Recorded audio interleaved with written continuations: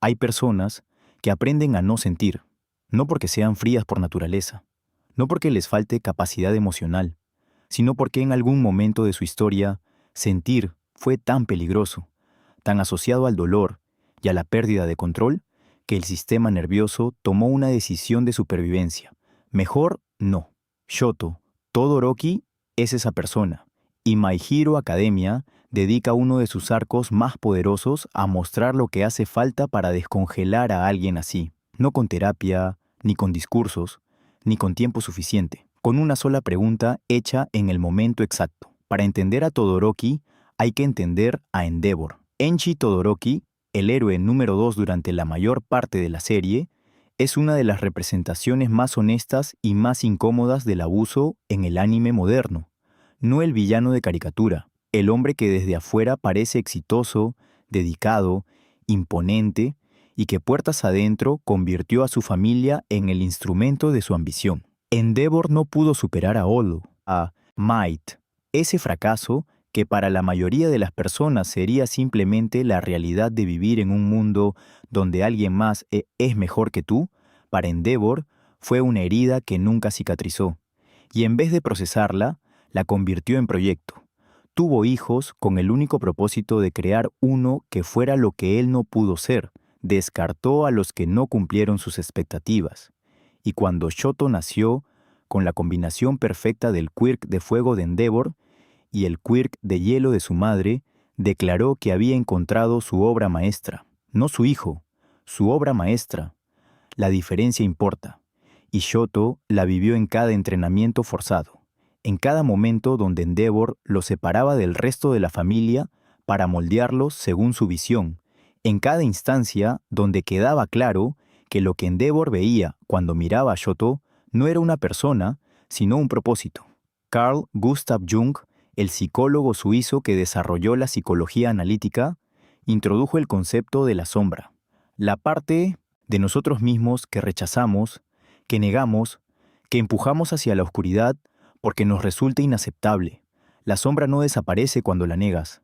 Sigue ahí, y cuanto más la niegas, más poder acumula, hasta que eventualmente se manifiesta de formas que no puedes controlar. Shoto Todoroki tiene una sombra muy específica y muy visible, el lado izquierdo de su cuerpo, el fuego, el lado de su padre. Desde que puede recordarlo, Shoto tomó una decisión que en su contexto tiene toda la lógica del mundo. No voy a usar el poder de Endeavor. Voy a ser héroe solo con el hielo, solo con el lado de mi madre, solo con la parte de mí que no le pertenece a él.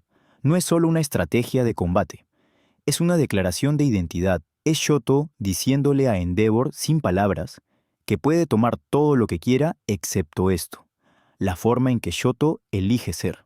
Jung diría que esa declaración, aunque comprensible y aunque nazca de un lugar completamente legítimo, tiene un costo que Shoto no puede ver todavía, que negar el fuego no lo hace desaparecer, solo lo hace inaccesible, y al hacerlo inaccesible, Shoto se niega a sí mismo una parte de lo que es. La sombra de Todoroki no es el mal, es simplemente la parte de él que lleva la marca de alguien que le hizo daño. Y confundirla con ese daño, tratarla como si fueran la misma cosa, es exactamente el error que lo mantiene congelado. Y entonces llega el festival deportivo, y Deku. El momento más famoso del arco de Todoroki no es una batalla de poder contra poder, es una conversación en medio de una batalla. Es Deku mirando a Shoto con esa capacidad suya de ver lo que otros no ven y haciéndole una pregunta que nadie le había hecho antes. ¿Tu poder no es tuyo también? No le dice que perdone a Endeavor, no le dice que el dolor que vivió no fue real, no minimiza nada de lo que pasó. Le pregunta si el fuego, ese poder que lleva en el lado izquierdo de su cuerpo, es de Endeavor o es suyo. Y Shoto, por primera vez, no tiene respuesta inmediata. Sartre planteó que somos nuestras elecciones, que la identidad no es algo que se hereda, sino algo que se construye con lo que decidimos hacer, con lo que nos dieron, con lo que nos impusieron, con lo que no pedimos pero llegó de todas formas. Shoto heredó el fuego de Endeavor. No lo eligió, no lo pidió, llegó con toda la carga de la ambición de su padre y de los años de entrenamiento forzado, y de la imagen de su madre quemada con agua caliente grabada en la memoria. Pero el fuego también es parte de él, de su cuerpo, de lo que puede hacer, de lo que es.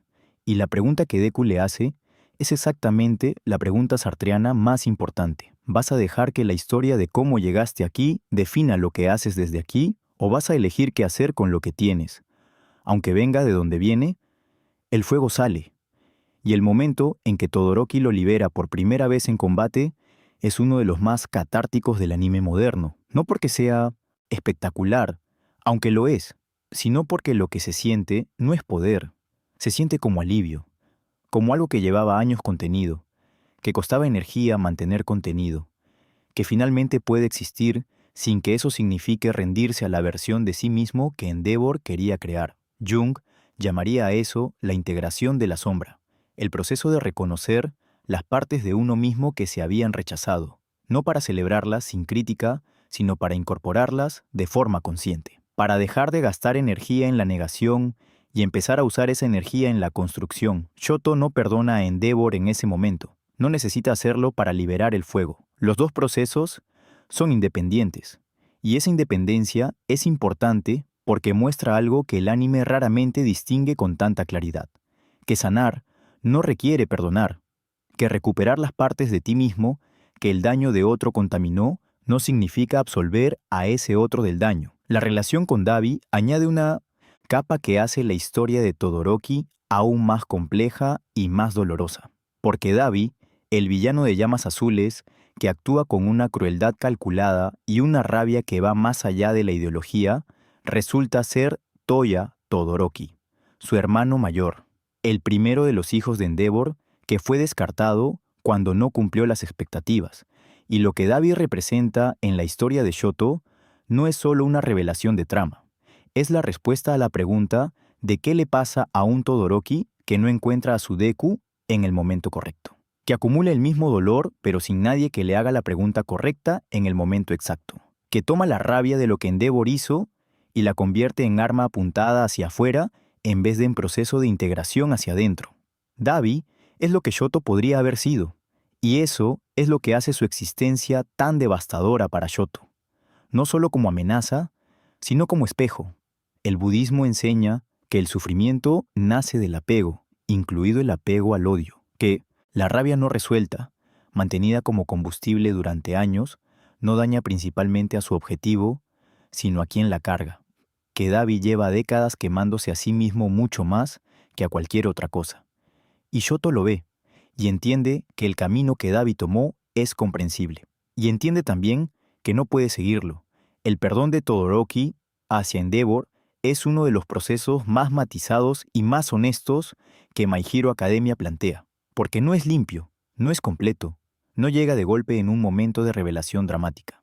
Llega de la misma forma en que llega el perdón real en la vida real, gradualmente, con retrocesos, con momentos donde la rabia regresa con toda su fuerza y momentos donde algo más pequeño y más tranquilo toma su lugar. Sartre diría que Todoroki no perdona a Endeavor por Endeavor. Lo hace por sí mismo, porque cargar con el odio activo es una forma de dejar que Endeavor siga definiendo quién es Shoto. Y Shoto, que pasó años negando el fuego, para no ser la creación de su padre, no puede permitir que el odio lo convierta en eso de todas formas. El budismo llamaría a eso desapego, no la indiferencia, sino la liberación del peso.